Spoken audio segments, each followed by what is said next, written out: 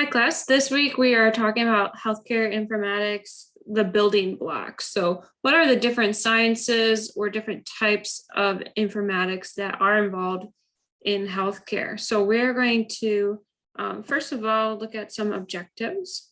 So by the end of this week, you should be able to understand and define information science, information systems, which does collaborate a lot with the computer science, which we're going to talk about in the future, cognitive science, nursing, and healthcare sciences. So all those make up healthcare informatics, and they all somehow interconnect and have a lot of different disciplines associated with them as well. So some key terms to know this week for your glossary items. Obviously, you will be looking up the information science, information systems. We'll dive into cognitive science and informatics.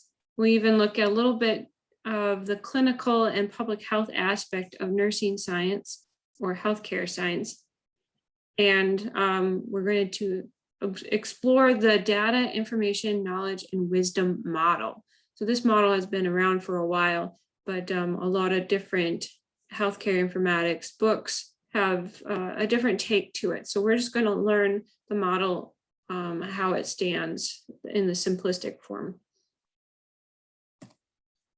So first of all, information science. Think about this as the study, a process for just storing and retrieving information, especially information related to scientific or technology. So first you start with learning about the elements of data and how it's organized, and that's how we're going to store it once we have those elements. Just know that informatics or information science is the big picture of it versus all the parts, but it's important to be able to break it down. So I wanted to go through that model for you briefly, and it will be a discussion item as well. So I was introduced to the DIKW model a couple years ago as I was teaching this course.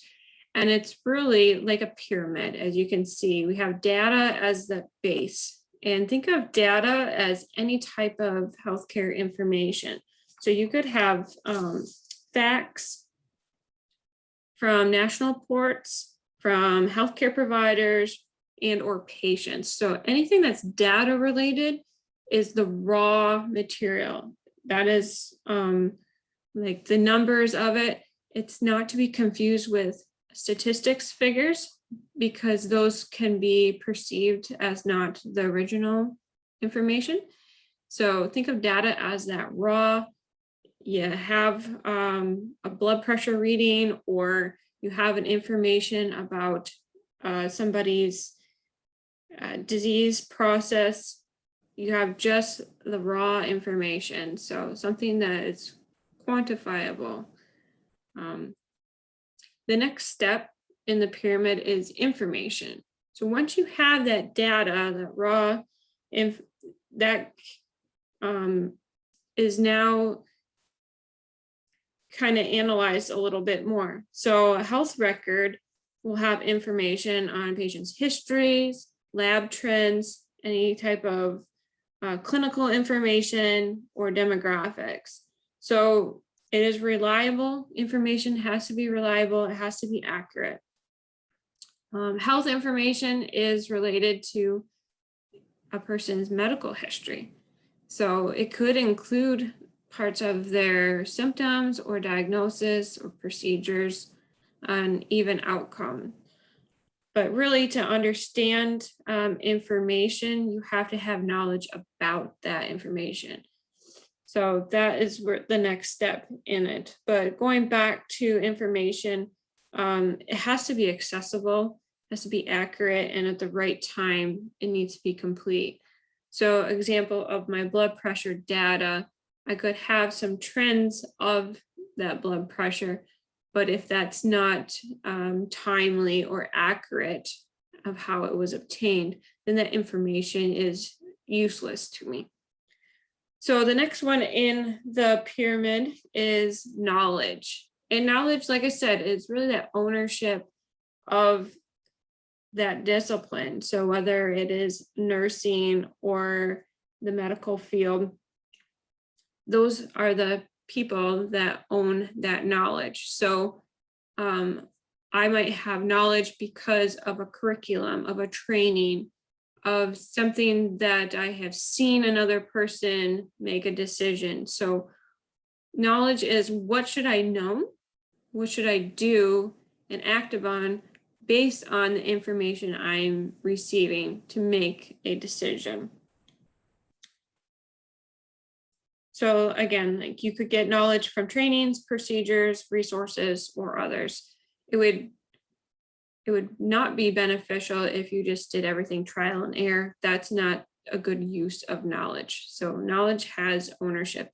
So in order to manage knowledge, there has to be systems in place, right? So we have curriculum set up, we have training flags to make sure that people are, at that level that they should be. They're making the right decisions based on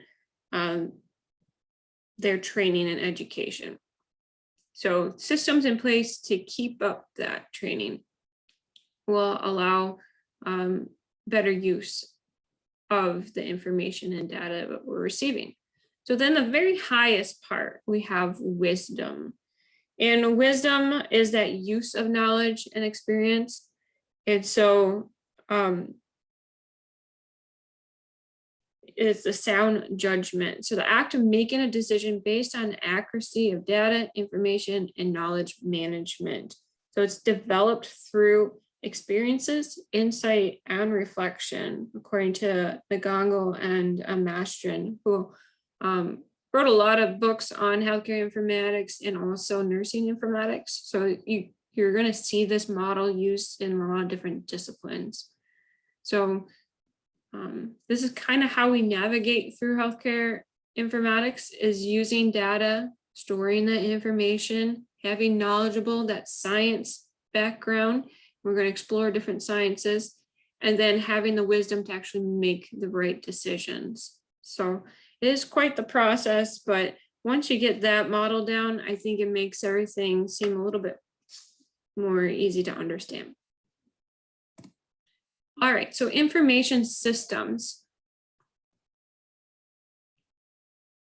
Information systems, you have a user, obviously, you have applications, operating systems, and hardware, but really it is all these components in one. So the manual or automated components of a system, from the user to the recorded data, to the actions, to the process of that data, for the user and for a group and or organization.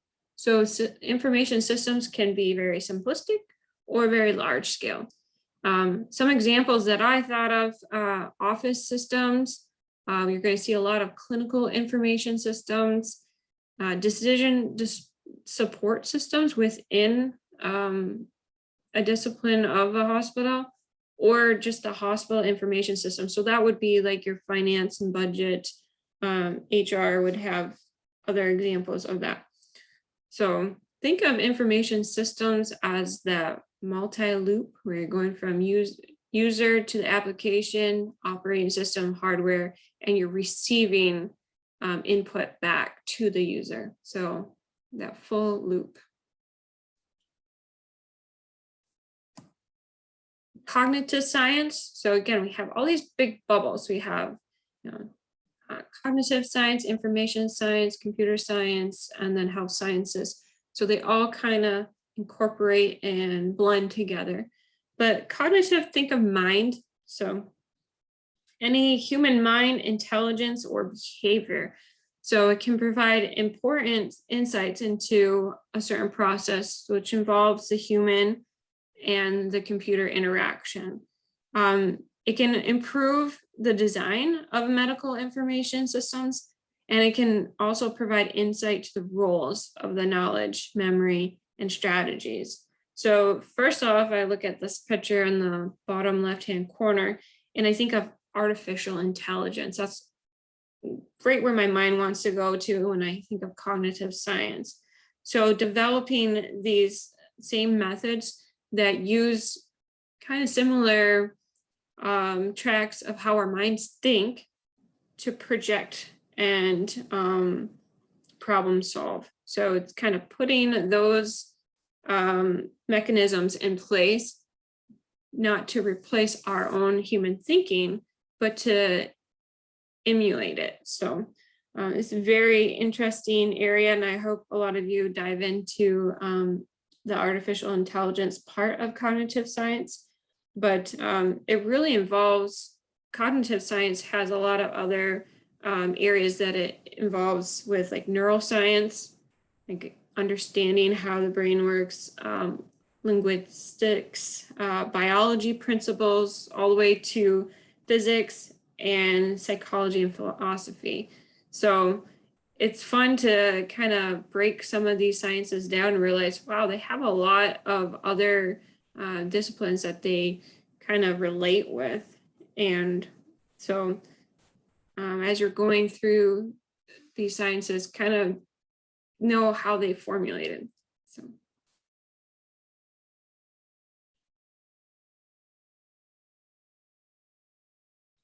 So one other thing that, monitoring intelligence and behavior, they're able to use information processing.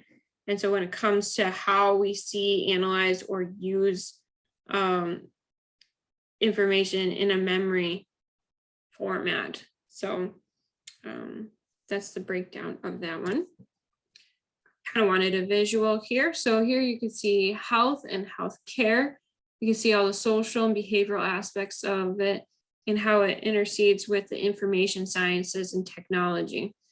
In the middle, you can see the human factors and some of the social and clinical systems that are combining all these. Also, you can see the social and behavioral science as well. So when you think of health informatics, it's really incorporating quite a bit.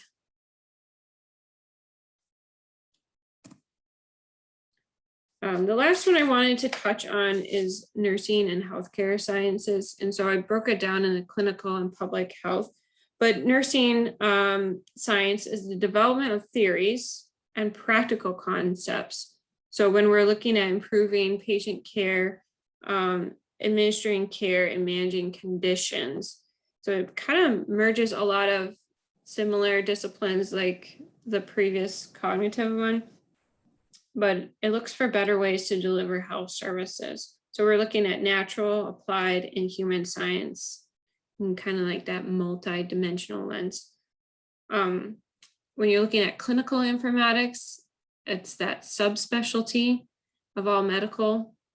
So again, looking at analyzing, designing, implementing, and evaluating, kind of using that nursing process in communicating systems to improve, of course, patient care. Maybe it's access to care. Maybe it's advanced individual and population health, which kind of coincides with public health informatics.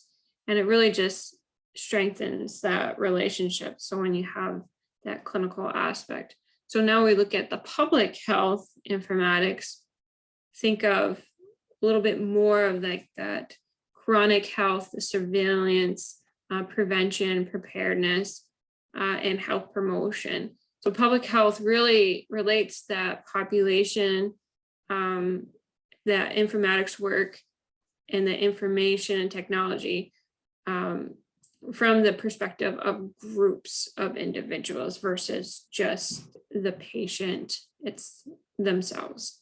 So it encompasses a little bit more. I think we are seeing a lot of public health informatics data coming through, especially with pandemic, COVID, vaccine related data. So I think this is a perfect time to kind of explore a little bit more about the different types of informatics, especially in the public health realm. So this week is a little bit of digging in and diving into the different types of sciences, how they correlate, how they relate to each other. And so you'll see under week 2, you'll have an activity this week. and I will let you read on that. But if you have any questions, just read through the discussion outline and it should be self-explanatory. I just want to thank you again for last week's introductions and videos. So great job so far, and look forward to reading some more of your discussions this week. There will be a quiz that will open up after you've completed your discussion. So make sure that you come back and do your discussion, and the quiz will end at its normal time on Sunday at 5. So, all right, have a great week, everyone.